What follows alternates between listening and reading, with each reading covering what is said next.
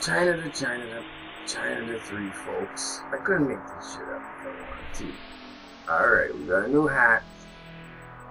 So, basically, I'm just gonna feature here. I figured out what made George Webb into the good guy that he is, and what made Dave Acton checking in finally go nuts. So, here I got the incident when Dave Acton, won't use his real name, but the incident when Dave Acton, at between 5 and 6 years old, when he was tormented as a child, it turned him into the tester, the penetration tester, the hacker, the social manipulator that he has become. He's going to describe in this little short video the incident of when his older, and the reason, this kind of ties into the reasons why Dave is acting so crazy and belligerent towards his family. When Dave was a young man, he's got a cousin, Bobby, who used to, you'll hear it in his own words, folks, but Bobby used to sit on his chest, pull his arms down, punch him in the face. Bobby burned his little Tonka truck, his Texaco truck. Bobby, according to Dave, had a sexual infatuation with his brother George. I think what's going to be most relevant to the entire scenario is that Dave Acton is very angry inside. He's got multiple personalities. He doesn't just have a split personality, folks. He's not just bipolar. He's got multiple personalities. And a few of them are pretty evil.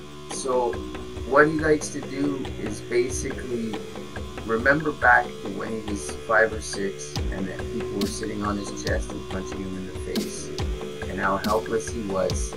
Then he goes on the internet in the middle of the night and he disguises his face and he masquerades as other people, and he does worse things than anyone has ever done to him to others people, based on the fact that he was once treated poorly as a child. So you'll see in this conversation that he's having with himself, guys, quiet, you'll notice that not only is he very angry, but you can also see that he has a tendency to be a very, very nefarious person behind the scenes. In the same way he's describing what he's going to do to his family, his nephews, and his cousin's kids. His cousin Bobby has 5 kids in this video. I'm not going to play the whole video, I'm just going to play the 1-minute part where Dave Acton is describing his childhood abuse, used as a child, and how that is his card, his pass for him to explain away what he's doing as normal. And then I'm just going to quickly show that he has tendencies to be a criminal stalker, criminal harasser. He is a criminal, folks, and he is part of the criminals operating on YouTube that try and use censorship through the DMC strike system to silence people's videos that they don't like, to send mail to people's houses, to send the police to people's houses, to send the SPCA to people's houses, folks. Yes, here you go. This is the moment when David Swagger was a child, and it started it all. Thanks for watching, folks. It's gonna be horrible. All because of George. That's too bad, isn't it? Sorry, Bobby. Why is Bobby figuring into this? Well, you know, George will tell you that when we were little, he had a Tonka truck, which was a little Texaco truck. Remember that? It was a Texaco fuel truck. And I had a little record. 5 years old. Remember that, Bobby? The Tonka truck incident? And George and I were the best of friends, and we were playing trucks in the backyard. And Bobby came over and said, "Hey, let's have fun with the trucks." And he took George's Texaco truck and my Tonka tow truck, and he poured gasoline all over them and set them on fire. See, Bobby was a real sadistic prick growing up. He used to sit on top of me. Let's see, how old were you, Bob? 5 years older than me? He used to sit on top of me and pin my arms down and smash me in the face. That was his form of babysitting. But he liked George a lot. He took pictures of George. He had a thing for George. George is so photogenic. Here's a part where he implicates that Bobby, his cousin, is sexually abusive towards his younger cousin, which would be George Webb, which would be Dave Acton's brother, who's 4 years younger. I'm telling you, folks, I couldn't make this story up. You're hearing it with your own ears. Go back and listen to it. And now listen to exactly what he does when he is angered as a grown man based on what he's experienced as a child and how he justifies all this. So Bobby had this kind of love affair with George, kind of an incestual thing. Remember, Bobby? Remember how many pictures you took of George? Like your whole room was filled up with him, like you had some kind of secret fantasy. I remember it very well, Bob. So you think George is going to move to Fort Wayne? Well, let me tell you what I've done. I've talked to the Fusion Center in Indianapolis.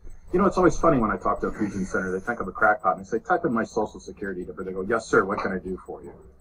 So there you have it, folks. Dave Acton is admitting that when you type in his social security number, he comes up as working directly for the government. So, George, your escape to Fort Wayne is going to be completely shut down. You're not going to have that escape. Bobby's not going to want you in town and sacrifice his 5 kids for you. I don't think so. No, he's going to want to keep an arm's distance away. And you notice how Dave Acton is using the word sacrifice his 5 kids for you.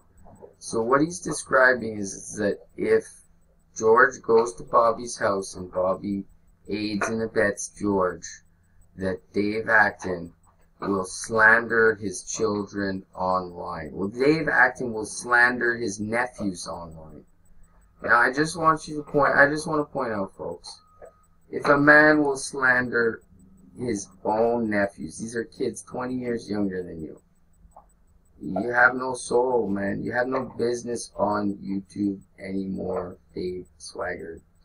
Dave, I mean, this is just I'm just telling you, Dave, you need to get doctor's help, kid.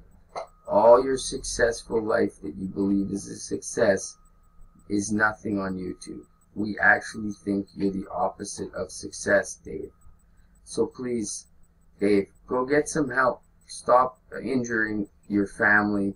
Stop injuring yourself. At this point, Dave, I'm just happy you've exposed yourself.